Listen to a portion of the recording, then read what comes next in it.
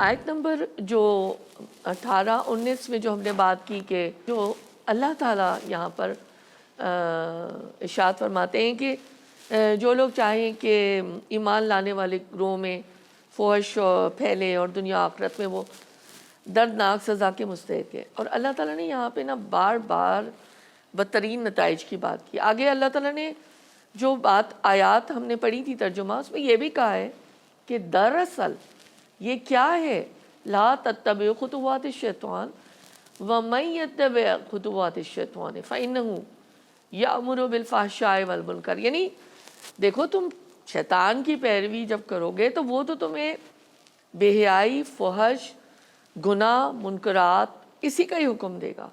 तो अल्लाह ताला फिर 3-4 दफ़ा ये बात, 3 दफ़ा कम अज़ कम आई है कि देखो, अगर अल्लाह का फ़ज़ल और रहम करम ना होता तो तुम में से कोई शख्स पाक ना हो सकता। तो